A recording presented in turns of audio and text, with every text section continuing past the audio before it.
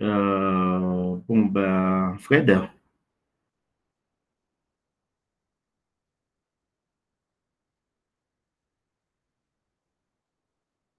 ça ne ressort pas, le micro est pas fermé, mais on n'entend rien.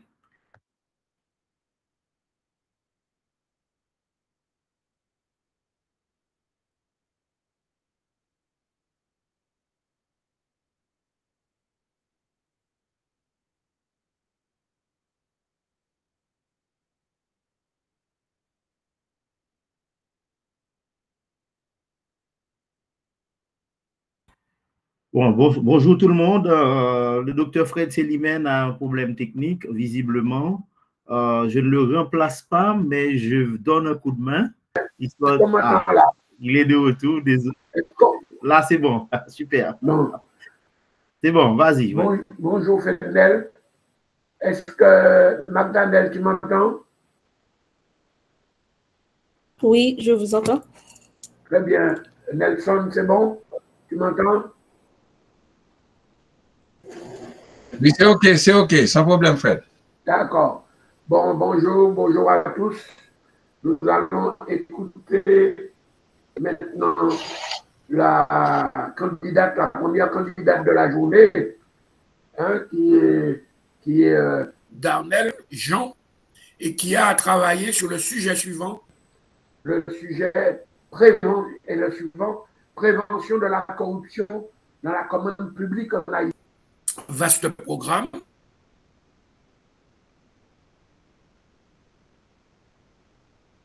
Et donc, j'espère que Magdalene s'en est bien sortie. Hein, on va bien voir ça tout à l'heure, lors de sa soutenance. Magdalene, tu as la parole et tu as 10 minutes pour exposer. 10 minutes, pas plus. Après coup, je passerai la parole au rapporteur, qui est M. Fednel Zidor. Ensuite, à ton directeur de mémoire. Et s'il le faut, moi, j'interviendrai à un moment ou à un autre. Voilà, tu as la parole pour 10 minutes. Merci. Donc, Monsieur le Président du jury, Mesdames, Messieurs, membres du jury, distingués invités, bonjour. Aujourd'hui, j'ai l'honneur de vous présenter mon sujet de recherche de mémoire qui porte sur la prévention de la corruption de la commande publique en Haïti. La commande publique est le principal outil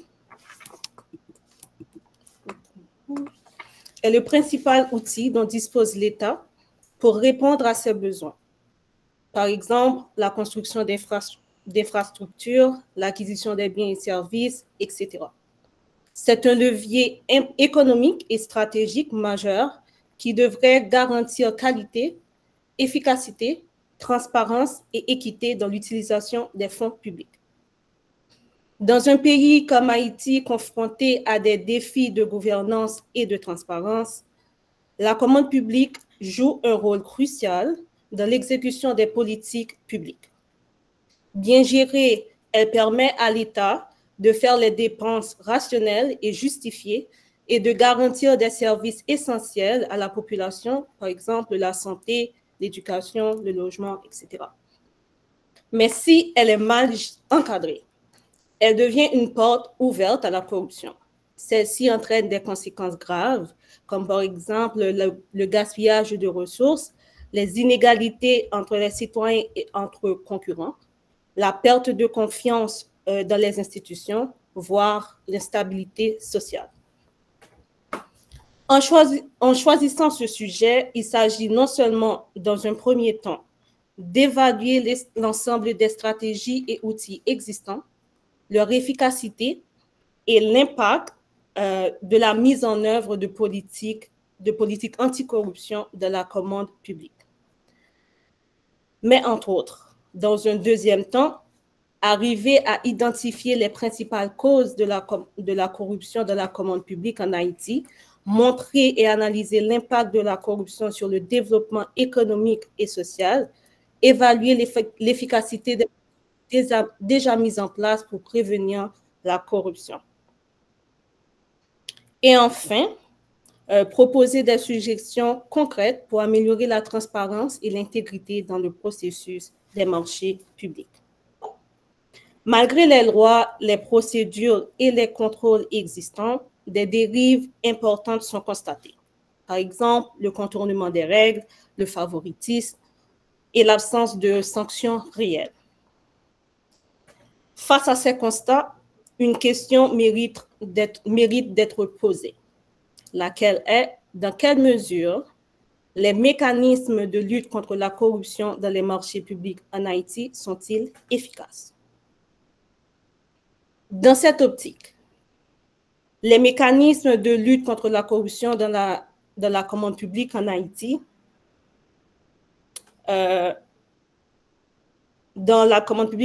sont peu efficaces. Aussi, l'efficacité est-elle directement liée à de nécessaires réformes structurelles, à un renforcement des dispositions de contrôle et à la numérisation des procédures. Ainsi, l'étude repose principalement sur l'analyse documentaire nationale et internationale. Cette analyse documentaire permet de comprendre le cadre normatif régissant les marchés publics et d'évaluer les mécanismes de contrôle de la corruption en Haïti. Pour compenser les limites de la méthode subventionnée, nous avons fait recours à des guides de collecte de données qui ont été envoyés à plusieurs acteurs clés dans le domaine. Et enfin, une étude comparative des dispositifs de lutte contre la corruption dans les marchés publics avec certains pays. Les méthodes utilisées ont permis d'identifier les défaillances à plusieurs niveaux. Au niveau du cadre légal, nous avons l'absence de dispositions claires sur des pratiques comme la collusion ou les conflits d'intérêts, sanctions trop faibles et textes obsolètes. Et au niveau institutionnel, il y a les faiblesses structurelles des institutions de contrôle comme la CNMP et la Cour supérieure des comptes et administrative, l'absence de véritables moyens d'action et faible indépendance. Et enfin, au niveau de la répression, donc les sanctions juridiques sont rarement appliquées, l'absence de tribunaux spécialisés et manque de protection par les lanceurs d'alerte. L'analyse détaillée du corpus juridique, des rapports institutionnels et des données empiriques révèle une véritable dichotomie entre les textes et leur mise en application. Si des instruments existent bel et bien, leur efficacité reste limitée par le manque de volonté politique, la faiblesse des institutions de contrôle, le déficit de transparence et l'impunité des décideurs publics. Et enfin, pour les perspectives de recherche et d'action, elles sont nombreuses. Une réforme systémique est indispensable, reposant sur 3 piliers. Donc, l'amélioration du cadre légal, le renforcement des capacités institutionnelles et l'application effective des sanctions. Donc, pour les réformes juridiques, c'est-à-dire l'harmonisation du cadre légal, la clarification des infractions, le renforcement de la transparence et de la concurrence, et enfin l'encadrement strict de l'exécution des contrats. Et pour le renforcement institutionnel, on pourrait réfléchir sur l'autonomie des organes de contrôle, la digitalisation des procédures, la mise en place des systèmes de surveillance modernes et accessibles. Et enfin, pour les sanctions renforcées, il faudrait le durcissement des peines, la création d'une juridiction spécialisée en corruption, une protection des lanceurs d'alerte et activation réelle du pouvoir judiciaire. En conclusion, Haïti doit engager des réformes profondes pour sortir de l'impasse. Qui donc? Numériser les marchés publics pour assurer la transparence, renforcer l'indépendance des institutions de justice et de contrôle, instaurer une culture de redevabilité à tous les niveaux de l'administration et instaurer une culture de redevabilité à tous les niveaux de l'administration. Et donc, ce combat est difficile, mais indispensable pour garantir un accès équitable aux services publics et restaurer la confiance des citoyens. Seule une stratégie cohérente, fondée sur la transparence, la responsabilité et la justice, permettra de redonner crédibilité à l'État et de recentrer la commande publique sur sa mission fondamentale, qui est servir l'intérêt général. Comme perspective d'ouverture ou de recherche, ce travail pourrait être prolongé par une étude quantitative sur les impacts économiques de la corruption dans les marchés publics en Haïti. Et enfin, pour terminer, je tiens à exprimer ma profonde gratitude à tous ceux et celles qui ont contribué d'une part ou d'une autre à ma formation. Un remerciement spécial à mes encadreurs, Dr Nelson Sylvestre et Maître Ousselin Cadet, pour leur disponibilité, leurs conseils et leur accompagnement tout au long de ce travail. Je remercie également l'IUS qui m'a permis de présenter ce mémoire, ainsi que les professionnels et praticiens qui ont accepté de partager leur expérience en répondant aux questionnaires. Leur contribution a été précieuse. Et une pensée sincère à ma famille, mes proches, pour leur soutien constant, leur patience et leur encouragement, sans lesquels je n'aurais pas pu mener à bien mon parcours. Enfin, merci à mes amis pour leur présence, leurs mots rassurants et leur aide dans les moments de doute. À tous et à toutes, je vous dis merci du fond du cœur. Je suis maintenant à votre disposition pour vos questions et commentaires. Merci, Marc Darnel. Je trouve que tu es restée rigoureuse. Tu as pris exactement 10 minutes. Tu as pris exactement 10 minutes. Et ta présentation n'est pas bonne seulement dans la ponctualité, elle est aussi bonne dans la forme, dans le fond. Et je te félicite. Hein, tu t'exprimes de façon claire, nette, et les idées à l'oral, parce que tu sais que ton directeur de mémoire a dû te le dire, le mémoire, c'est aussi un exercice oral. Hein, on porte attention à l'expression, sinon vous aurez demandé juste de déposer une copie dans la boîte mail et puis on aurait corrigé la copie. Hein. C'est aussi un exercice oral très important. Et je vois là que tu as plein de classes dans ta présentation et je te félicite parce que quand c'est bien, il faut dire que c'est bien. Mais quand c'est très mauvais, je suis parfois brutal, mais je le dis aussi. Hein. Mais je te félicite. Vraiment, tu as fait quelque chose de propre. Là. Et donc, je vais poser faire mes remarques après, mais je passe d'abord la parole à ton rapporteur, qui est M. Frednel Zidor, qui est là et qui va prendre la parole immédiatement. Merci, Monsieur le Président, et je vous salue et je salue Marc Darnel et je salue le professeur Sylvestre.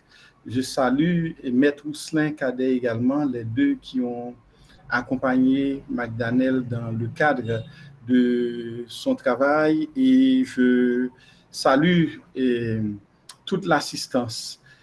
D'entrée de jeu, Marc Darnel, je dois vous dire toutes mes félicitations. Ce sont mes premiers mots.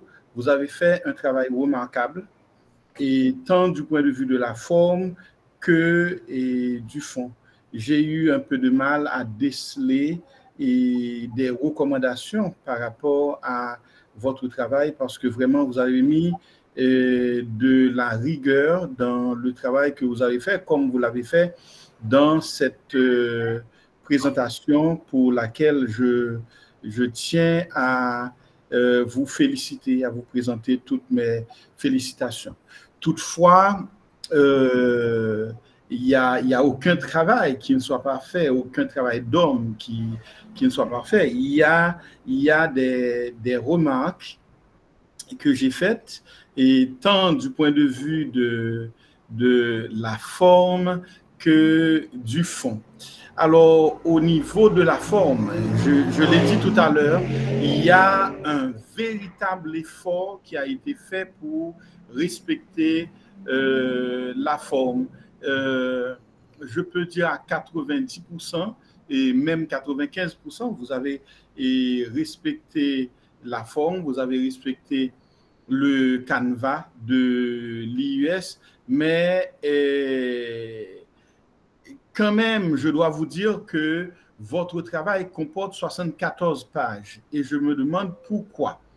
Et puisque il y a 32 pages dans les annexes, 32 dans les annexes. Donc, le travail proprement dit n'en fait que 42 pages, alors que les annexes en font 32. Je me demande pourquoi est-ce que vous avez 32 pages dans les annexes, ce qui augmente considérablement le nombre de pages dans le travail. Et puis, autre chose, certains titres sont centrés un peu à gauche et d'autres au milieu. Donc, il aurait été préférable de tout centrer à gauche et, au lieu de centrer certains à gauche et d'autres au milieu. Et puis, il y a également des titres qui terminent des pages, donc ce qu'on appelle des veuves et des orphelins. Et bon, le texte que moi j'ai reçu, c'est un texte en Word. Ça peut arriver que dans la transmission du texte, il y a une sorte de désagrégation ou ouais, bon, un mot comme ça, désagrégation et des phrases, mais de toute façon, j'en ai... Dérangement. Oui, dérangement, bon. J'en ai compté environ 5. Donc, là, ça dérange un peu votre texte qui est, quand bien même, il faut le dire, très bien présenté. Et puis, vous avez mis certains articles dans les annexes. Et moi, je pense que ces articles devaient faire l'objet de notes de page et de notes de bas de page. Et au lieu de les mettre dans les annexes, il fallait tout simplement les mettre dans des notes de bas de page, puisque ce sont des annexes, des articles, soit qui expliquent des choses, ou à partir de ces articles, vous vouliez et donner beaucoup plus d'explications. Eh bien, là, ces articles pouvaient se retrouver comme des notes de page, d'autant plus que vous n'en avez pas dans le texte. Et ce n'est pas interdit de mettre des notes de bas de page. Du point de vue du fond, j'ai trouvé que certaines fois, au début des phrases, au début d'une citation surtout, vous citez l'auteur et puis vous mettez son nom dans les informations, surtout en référence. Donc, je ne trouve pas que c'est important. Quand vous citez l'auteur, eh bien, point besoin de mettre son nom dans la référence, vous mettez simplement l'année et pas nécessaire de mettre son nom puisque vous avez cité et l'ouvrage et le nom de l'auteur. Donc, point besoin de mettre son nom dans la référence que vous allez mettre encore et qui va sortir dans la bibliographie. Et puis, vous avez écrit quelque part dans le contexte actuel où Haïti est confronté à des défis majeurs liés à la gouvernance, à la transparence, à la responsabilité. Moi, je crois que ce n'était pas nécessaire de mettre tous ces à la. Il fallait peut-être mettre à la gouvernance, la transparence, la responsabilité. Ce n'est pas un péché mortel de mettre à la gouvernance, à la transparence et à la responsabilité, mais on pouvait enlever les deux autres A et ce qui va rendre la phrase beaucoup plus légère, mais s'ils sont là, ça ne tue pas non plus. À la page 11, vous écrivez « En outre, le Code pénal haïtien revisé en 2001 en sa section je ne sais pas si c'est 2.4, 2.24, 34, il y a une figure que je ne comprends pas trop. Et donc, peut-être que c'est à vous de me dire ce que c'est et cette figure, mais ça n'explique pas et ce que vous aviez voulu dire. Est-ce que c'est en sa section 2.4, 2.14, 2.24, etc. Donc, c'est de toute façon à la page 11. Et puis, dans le paragraphe titré « Approche qualitative de la collecte de données », vous mentionnez tous les documents consultés.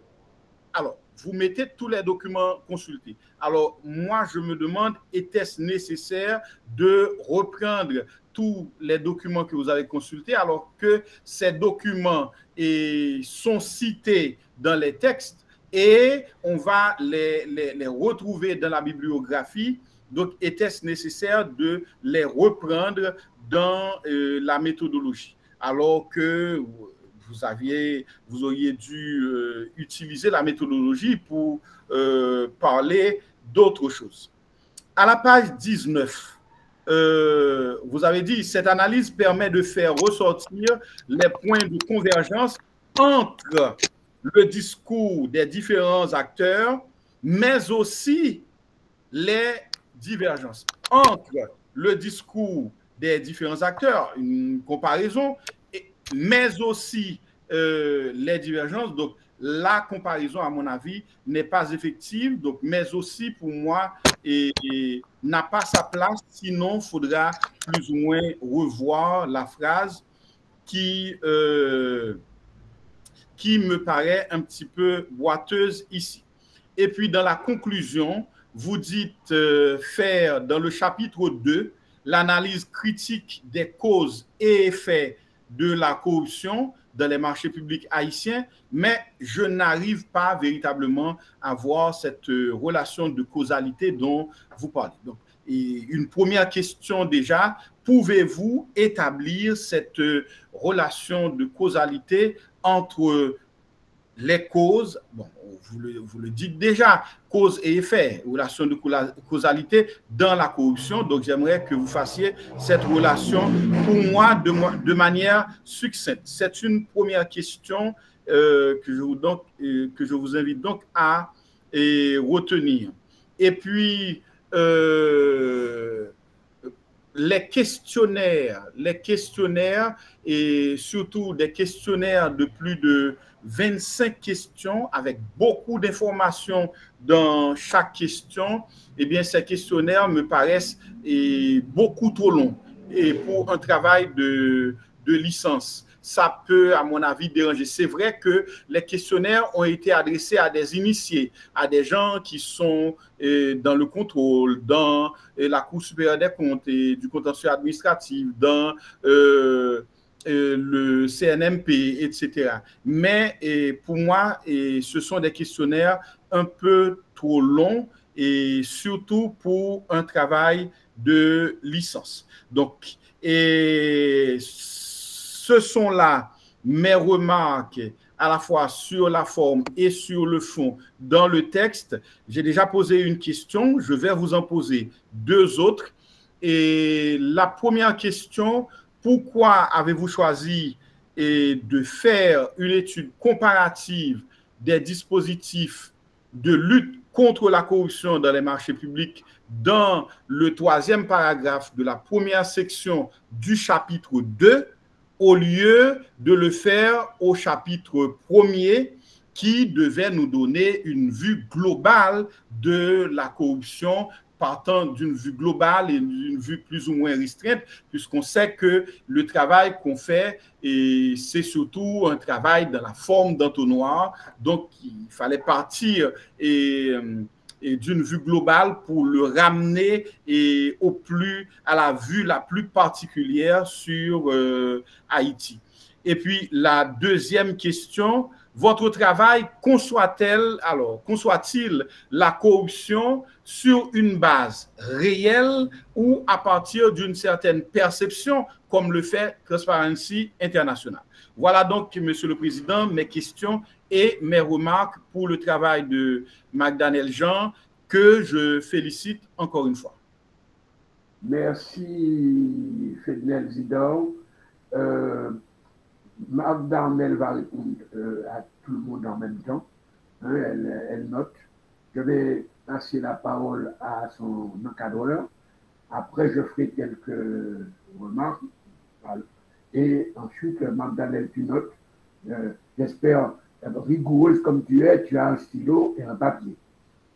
Voilà, ça correspond au personnage. Ça correspond au personnage. Bon, donc, et après, moi, je vais, et puis tu notes tout ça et tu vas répondre à tout le monde hein, en ordre décroissant, quoi. Voilà. Alors, le docteur Nelson Sylvestre, je lui passe immédiatement la parole. Merci, Fred. Alors, je dois dire que normalement, la parole est donnée à Maître Ousselin Cadet, parce qu'il était l'encadreur principal. Moi-même, j'étais en backup, comme on dit en anglais. Donc, j'invite Maître Ousselin Cadet à prendre la parole. Je crois qu'il est là. Et pour ses commentaires et ses suggestions. Oui, j'ai bien vu, désolé pour Maître Ousselin Cadet, j'ai bien vu sur la page de garde, quand même, j'ai lu le mémoire, j'ai regardé, j'ai bien vu que vous étiez deux. Mais au moment où j'ai commencé, je pense que Maître Ousselin Cadet n'était pas arrivé, j'ai l'impression. C'est pourquoi je l'ai cherché dans la liste, je ne l'ai pas vu. Mais si tu en es d'accord, effectivement, il est là. Passe la parole. Maître Ousselin Cadet, non, je le vois maintenant, il est là. Je le vois. Donc, Maître Ousselin Cadet, maintenant, peut prendre la parole.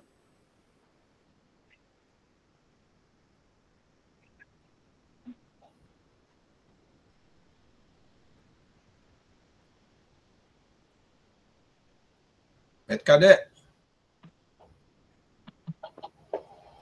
Allô? Oui, on t'écoute.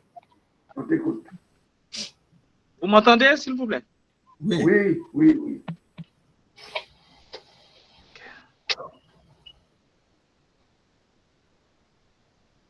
Ben oui. Et merci, Président, pour m'avoir accordé la parole. Et messieurs les membres du jury, et chers collègues, et chers étudiants, distingués membres du jury, c'est avec honneur et satisfaction que je prends la parole en ma qualité de directeur de mémoire présenté aujourd'hui par l'étudiante McDaniel Jean, qui porte sur un thème d'une grande pertinence et prévention de la corruption dans la commande publique.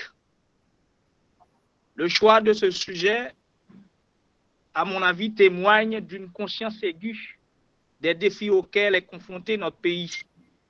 En effet, la commande publique présente à la fois un levier de développement économique, un espace vulnérable à la corruption.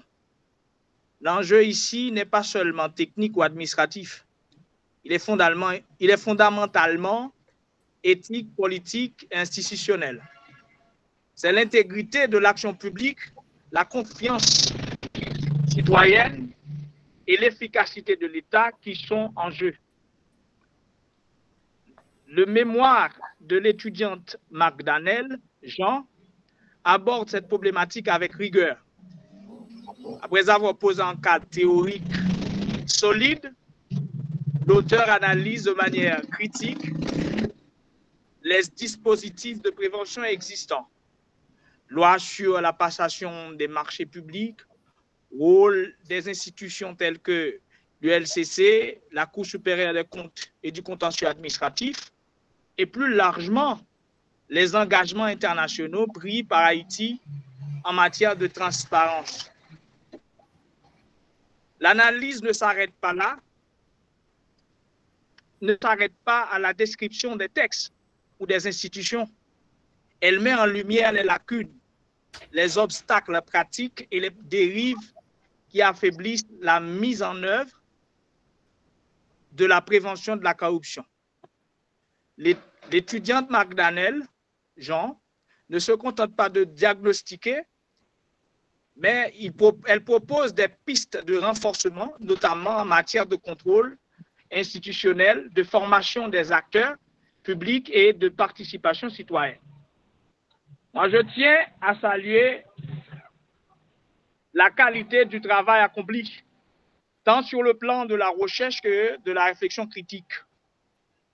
Je souligne aussi l'autonomie, le sérieux et la constance dont a fait preuve McDaniel Jean tout au long de ce parcours. Ce mémoire est, selon moi, une contribution utile au débat sur la réforme de la gouvernance publique en Haïti. Je lui souhaite plein succès pour la suite de son parcours académique et professionnel et je remercie les membres du jury pour l'attention qu'ils porteront à ce travail. Et je vous remercie. Mais avant de partir, bon, étant donné que moi-même je suis...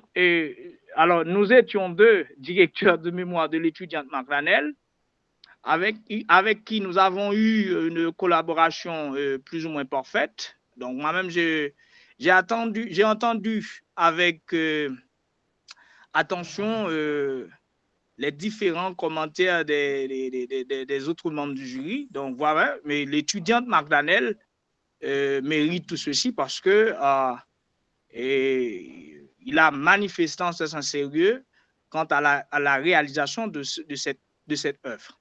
Mais avant de partir, moi-même, je voudrais également, en tant que directeur, faire deux questions à l'étudiante McDaniel. Ma première question, alors, je voudrais moi-même demander à l'étudiante McDaniel de me dire, après avoir précisé la thèse de son mémoire, quelles sont les causes et les conséquences de la corruption dans la commande publique. Ça, c'est là la première question à laquelle mon étudiante aura à répondre. Deuxième question, elle aura, bon, au cas où elle aurait fait, alors elle aurait, comment dirais-je, fait face ou bien elle aurait été confrontée à des obstacles. Donc, elle me dira comment elle a pu maintenant surmonter ces obstacles. Voilà mes deux questions, parce qu'il y a d'autres questions auxquelles elle répondra. Donc, voilà les deux questions auxquelles elle pourra, pour ma part, répondre. Merci, Président. Merci. Merci, Euslin, pour ton intervention. Merci, merci. Alors, avant de donner... Nelson, ça va? Tu n'as pas quelque chose à rajouter? Oui, tout simplement, Fred, je voudrais signaler quelque chose pour l'attention de l'assistance.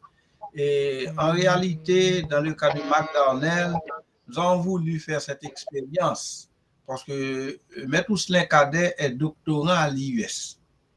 Et c'est déjà une habitude à l'IUS de faire en sorte que les doctorants non seulement donnent des cours, ceux-là qui peuvent donner des cours, mais également encadrent des étudiants.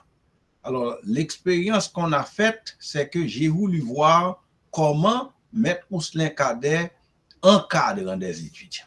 Et je dois dire que c'était vraiment une très, très bonne expérience. Parce que nous autres, nous voulons laisser la place aux autres. Et donc, c'est important. J'ai cette garantie avec Maître Ousselin Cadet et la relève est déjà assurée. Parce que comme moi-même, je suis directeur de thèse de Maître Ousselin Cadet en doctorat, eh bien, j'ai essayé d'observer Maître Ousselin Cadet dans l'encadrement de McDaniel. Et effectivement, comme l'a dit Fednel, c'est un travail bien travaillé, pour reprendre ces mots-là. C'est un mémoire bien fait. Et la thématique est attractive. Et l'étude a porté, si vous voulez, sur une critique assez abondante. Je dois, pour ma part également, féliciter McDaniel, qui est très, très timide d'ailleurs. On ne le sent pas puisque c'est à distance, mais en général, elle est très timide. Hein? Et je félicite également ses parents, que je connais très bien. et pour les efforts consentis afin qu'aujourd'hui McDaniel puisse présenter son travail. Encore une fois, merci beaucoup. Merci, collègue Nelson. Alors, je ne sais pas comment tu as travaillé avec notre doctorant Osler, mais au regard du produit qui en est sorti, je conclus qu'effectivement, c'est une belle expérience hein, d'avoir permis aux doctorants et d'accompagner les doctorants, d'aider les licenciés, quoi, les mémoires de licence. Alors voilà, je posais une question et après, Mme Daniel aura la parole jusqu'à la fin de la soutenance. Tu travailles dans quoi, Mme Daniel? Tu travailles où et dans quoi? Là, maintenant, je travaille dans le milieu du voyage. Donc, je fais comme l'agence de voyage. Donc, je travaille dans une agence de voyage, on pourrait dire. D'accord, merci. Alors, moi, j'ai eu une expérience assez incroyable avec toi parce que je prends ton mémoire hier ou avant-hier pour le lire et la première page, je me suis dit, tonnerre, voilà encore une étudiante qui ne respecte pas les règles. Pourquoi? Parce que ta page de couverture, c'est une image que tu as mise. Regarde bien, tu n'as pas gardé la page qu'on t'a donnée, tu as mis une image. Et comme j'ai vu dès la page de couverture que les règles ne sont pas respectées, je t'avoue.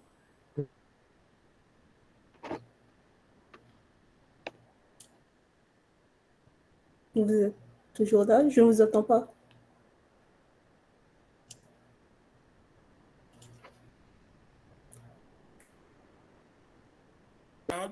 N'est pas celle que l'on t'a transmise. Tu as mis une image, tu as collé une image. Et puis je me suis dit, et puis au fur et à mesure que je rentre dans le travail, je vois que c'est un travail rigoureux qui respecte strictement les règles du canevas qu'on a fini et bien écrit. Et au fur et à mesure, je m'en voulais d'avoir eu une mauvaise impression à la page de garde, jusqu'au paroxysme qui est de t'écouter aujourd'hui.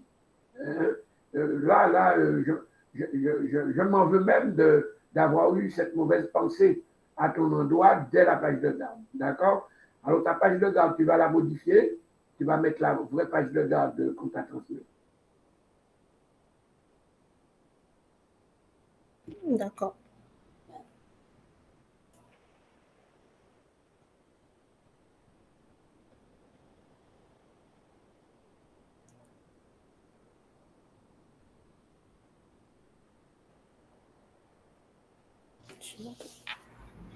Oui, le son n'est pas parti, Fred.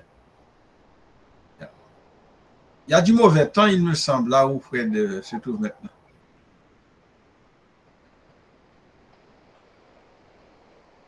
Bon, eh bien, ce qu'on demanderait peut-être, Fidnel, à McDaniel, c'est de répondre aux questions de rapporteur. Elle en a 5 à répondre. Il y en a 3 pour moi et 2 pour son directeur, M. Toussaint. Merci beaucoup pour vos questions et vos commentaires. Donc, en ce qui a trait aux annexes, va me poser une question par rapport aux annexes, et ça fait 75 pages. Mes excuses, Fred revient. Oui. Et comme ça, il aura la parole jusqu'à la fin. Je voulais dire à Marc Daniel, comme remarque de fond, et j'irai vite, parce que le temps nous fait la guerre, je lui dirais qu'elle propose des recommandations, des réformes, mais je ne suis pas d'accord avec ça. Elle dit que pour régler le problème, il faut d'une réforme juridique, il faut de renforcement institutionnel, et il faut renforcer les sanctions. Moi, je ne suis pas du tout d'avis de régler un problème de la sorte. Quand on a un problème qui persiste, régler le problème en faisant plus de réformes, plus d'institutions, plus de sanctions. Non, je ne pense pas du tout. Je pense qu'une seule règle suffit quand un problème qui persiste ne trouve pas de solution. Une seule règle fonctionne, c'est l'application de la loi, la sanction. On n'a pas besoin de renforcer la sanction, mais appliquer la sanction. Et tu verras, c'est la meilleure des recommandations. Il n'y a pas de règle sans sanction. La sanction, c'est le fondement de la règle. Il ne suffit de dire que maintenant on applique les sanctions. Point. On applique. Et tu verras que les choses changent. Mais quand aucune des sanctions n'est appliquée, quand la justice n'applique pas les sanctions pénales, tu as beau renforcer tout ce que tu veux, rien ne sera résolu. Voilà, tu as la parole jusqu'à la fin. Merci beaucoup pour vos commentaires. Donc, en ce qui a trait aux annexes, donc j'avais ce problème dès le début parce que j'avais plusieurs questionnaires et donc en les rajoutant au devoir, ça faisait 72 pages ou 82 pages. Et donc là, j'ai essayé de trouver une autre alternative. J'avais fait un document à part pour les questionnaires. Et là, Maître Cadet m'a dit que pour les annexes, il faut qu'on les rajoute dans le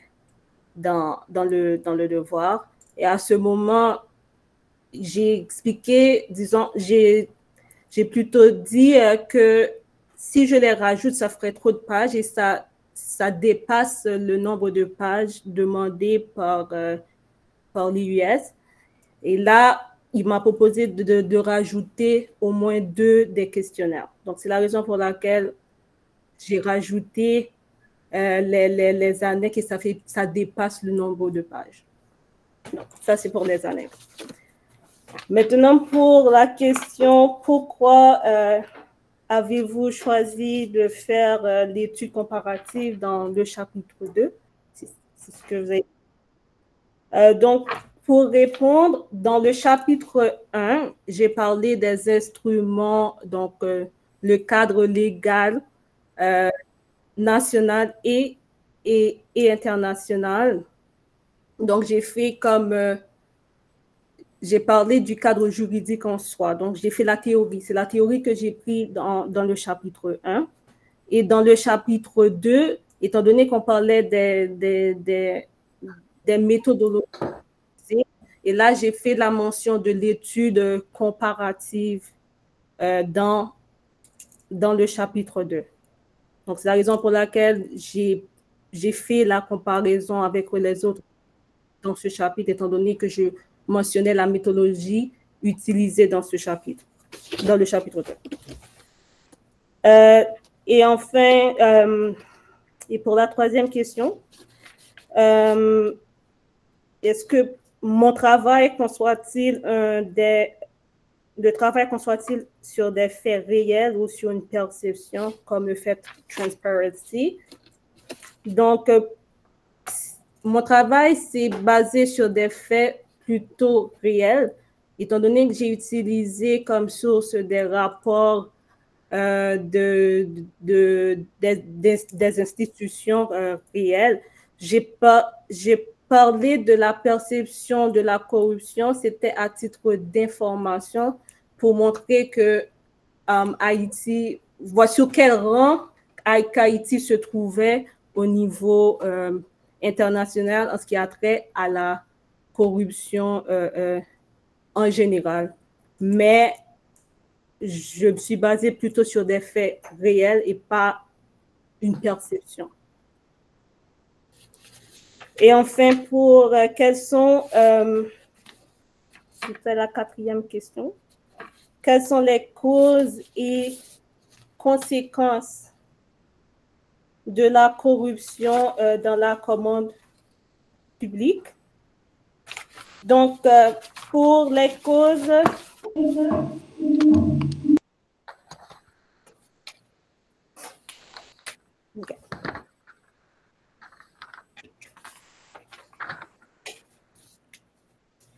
Okay. Donc, les causes de la corruption dans la commande publique sont d'abord C'est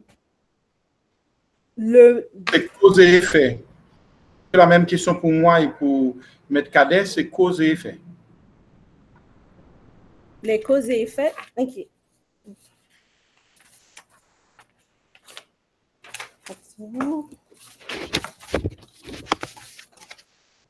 Donc, pour les causes et effets de la corruption dans la commande publique. Donc, d'abord, la commande publique, plutôt, d'abord, j'ai dit que les causes, d'abord, je vais commencer d'abord par les causes, ensuite je vais parler des effets.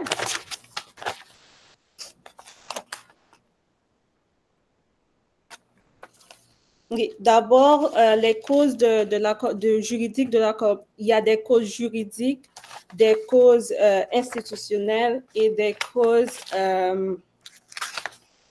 juridiques institutionnelles. D'abord, il y a les limites et lacunes du cadre légal existant.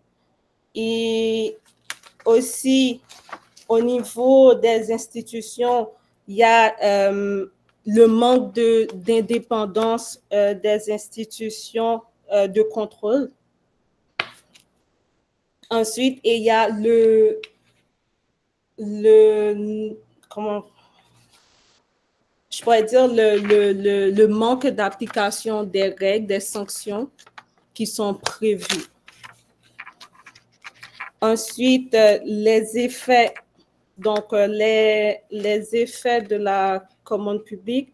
Donc, étant donné que si les règles ne sont pas respectées, il y a le gaspillage de ressources et là, ça crée des inégalités entre les citoyens et les concurrents. Et enfin, ça crée également le manque d'équité en général dans les ressorts.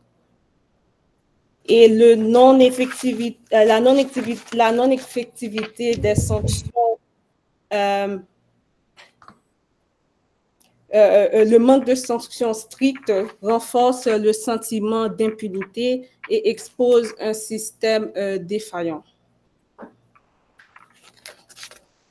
Je considère que tu as répondu à ma question là, parce que tu reconnais qu'il y a un manque d'application et en même temps, dans tes recommandations, tu demandes plus de sanctions. Mais à quoi bon plus de sanctions? Puisqu'elles ne sont pas appliquées, comme tu dis. Elles ne sont pas appliquées, c'est ça le problème. OK? Pourquoi je demanderais une réforme juridique? C'est parce que les sanctions qui sont déjà prévues ne sont pas adaptées à la situation actuelle du pays. Donc il manque, parce que normalement, les sanctions sont censées avoir un caractère dissuasif. Et là, pourquoi, si les sanctions qui sont déjà été prévues, malgré les sanctions qui ont déjà été prévues, ça n'empêche pas pour autant que le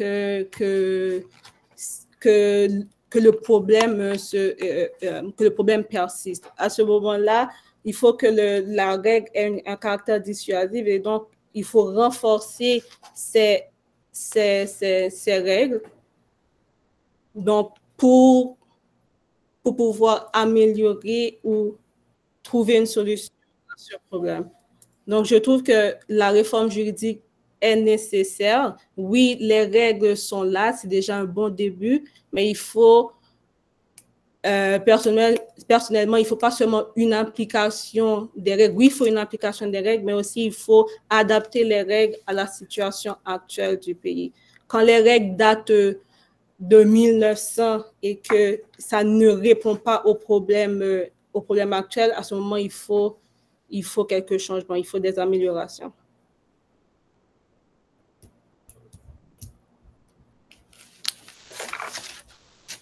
Et enfin, c'était quoi la dernière question?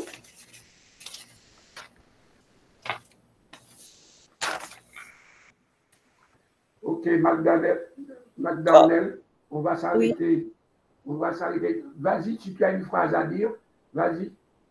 Oui, c'est parce qu'il y avait une question de Maître Cadet qui me disait comment j'ai pu surmonter, comme j'ai fait face à quelques obstacles et comment j'ai pu surmonter face à ces obstacles. Est-ce que vous me permettez de répondre? Ou... Oui, vas-y. Vas-y, rapidement. OK. Donc, comme premier obstacle, j'ai fait face à une limitation de textes ou de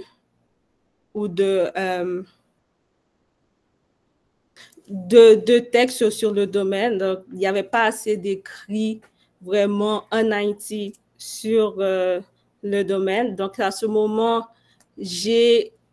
pour faire face à cet obstacle, j'ai utilisé le guide d'entretien et envoyé aux acteurs clés dans le domaine, qui travaillaient dans le domaine, donc pour avoir plus d'informations. Et à ce moment, mais aussi avec cette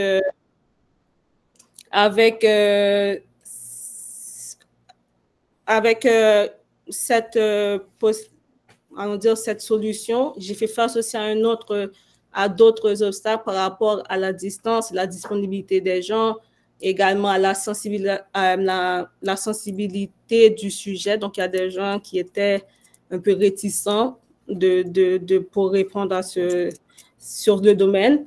Et donc là, j'ai fait, et c'est à ce moment-là que j'ai décidé de faire également une étude comparative, donc pour avoir plus de données, plus d'écrits.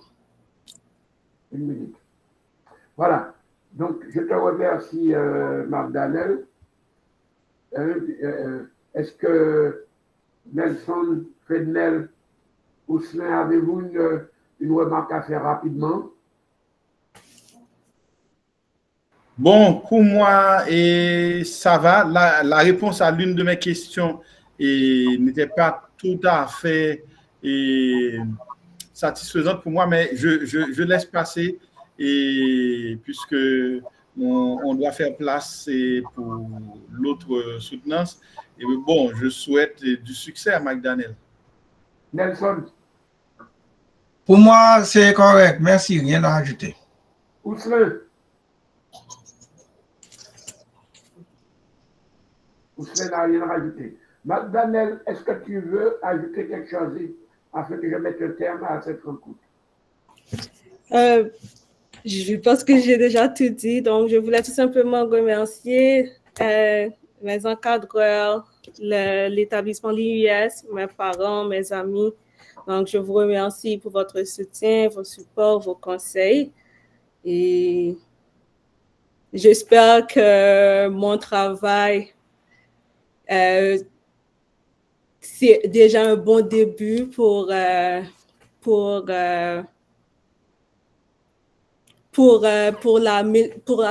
développement de notre pays.